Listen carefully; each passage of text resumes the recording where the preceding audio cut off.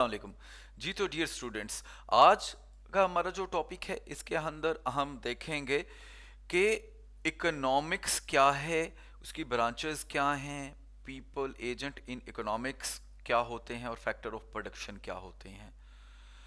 Defining what is economics. So, economics is the study of how people engage in the production, distribution, exchange, and consumption of goods and services in a society.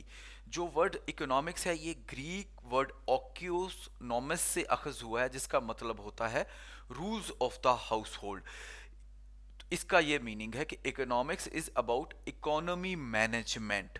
Economy is the collection and integration of all markets, और उन markets के अंदर product market, factor market, money market, stock market, ये सब शामिल हैं। In markets के अंदर जो क्लियरेंस है वो प्राइसेस के थ्रू होती है। फॉर एग्जांपल प्रोडक्ट मार्केट में आप प्राइसेस के जरिए खरीद या बेच सकते हैं। फैक्टर मार्केट के अंदर आप जो है फैक्टर ऑफ प्रोडक्शन, लेबर वगैरह को हायर कर सकते हैं वेज, इंटरेस्ट, रेंट या प्रॉफिट देकर।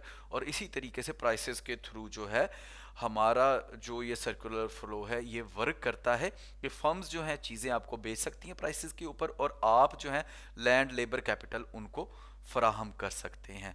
ब्रांचेस ऑफ इकोनॉमिक्स को दो तरीके से डिवाइड किया जा सकता है, नॉर्मेटिव इकोनॉमिक्स और पॉजिटिव इकोनॉमिक्स। नॉर्मेटिव इकोनॉमिक्स जो है उसके अंदर व्हाट शुड बी को डिस्कस किया जाता है, यानी वैल्यू, जजमेंट्स और ओपिनियंस। जबकि पॉजिटिव इकोनॉमिक्स के अंदर फैक्ट्स को एज इट इज बता दिया जाता है, ऑब्जेक्टिव एंड टेस्टेबल थ्योरीज को जो है डिस्कस किया जाता है। फॉर एग्जाम्पल अगर हम ये कहें worker veg is $5 per hour, तो ये एक फैक्ट है, ये पॉजिटिव इकोनॉमिक्स का पार्ट है। लेकिन अगर हम कहें worker wage should be more than $10 per our, तो फिर हमने वैल्यू जजमेंट ऐड कर दिया, ये नॉर्मेटिव इकोनॉमिक्स का पार्ट है। इसी तरीके से ब्रांचेस ऑफ इकोनॉमिक्स को माइक्रो इकोनॉमिक्स, मैक्रो इकोनॉमिक्स में भी डिवाइड किया जाता है। इनका बेसिक डिफरेंट ये है कि माइक्रो इकोनॉमिक्स हमारे पास इंडिविजुअल हाउस होल्ड या इंडिविजुअल जो फर्म्स हैं उनके बिहेवियर को एनालाइज करती है कि कितनी उनकी इनकम है, कितने रिसोर्सेज हैं, और किस तरीके से वो यूटिलिटी को मैक्सिमाइज करते हैं या प्रॉफिट को जो है मैक्सिमाइज करते हैं, ऑप्टिमाइज कैसे करते हैं। जबकि मैक्रो इकोनॉमिक्स एंटायर इकोनॉमी को स्टडी कर रही होती है। फॉर एग्जांपल नेशनल जीडीपी कितनी है, अनएम्प्लॉयमेंट कितनी है, इन्फ्लेशन मुल्क में कितना है, गवर्नमेंट की पॉलिसी या गवर्नमेंट एक्सपेंडिचर कितना होगा, ये मैक्रो इकोनॉमिक्स के अंदर डिस्कस किया जाता है। इकोनॉमिक एजेंट्स और टाइप्स ऑफ गुड्स के अंदर सबसे पहले हम ये देखते हैं कि इकोनॉमिक एजेंट तीन तरह के हैं हमारे पास, हाउस होल्ड, बिजनेस और गवर्नमेंट। इनको कंज्यूमर या प्रोड्यूसर भी कहा जाता है।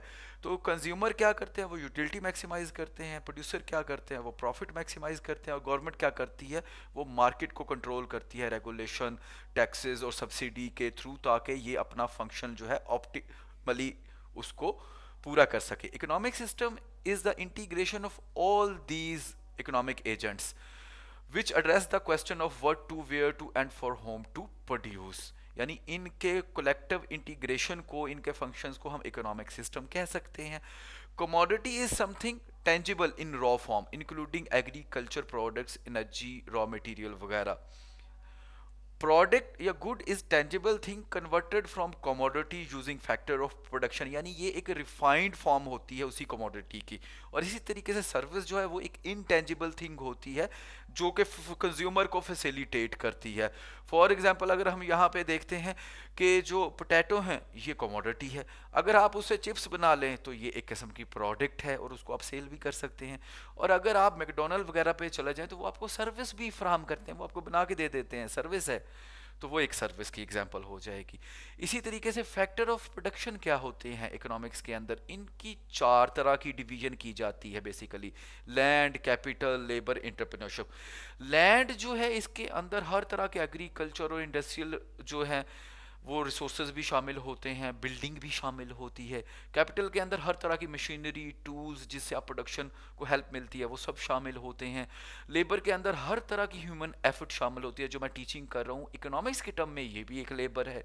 इंटरप्रेन्योरशिप क्या करता है, ये एक ऐसी स्किल है जो इन तीनों को कंबाइन करके प्रॉफिट जो है वो पैदा करने की कोशिश करता है, प्रॉफिट को बढ़ाने की कोशिश करता है।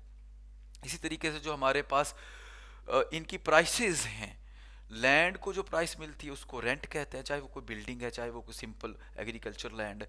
कैपिटल को जो प्राइस मिलती है वो इंटरेस्ट है, और ये इंटरेस्ट रेट नहीं है, इंटरेस्ट रेट मनी की एक प्राइस होती है। और लेबर को जो प्राइस मिलती है उसकी एफर्ट की, उसको वेज कहा जाता है इकोनॉमिक्स की टर्म्स में। उसी तरीके से इंटरप्रेन्योर जो है वो प्रॉफिट के लिए काम करता है, इनमें से इन तीनों को, इनमें से दो को या एक को वो यूज करके, यूटिलाइज करके प्रॉफिट कमाता है।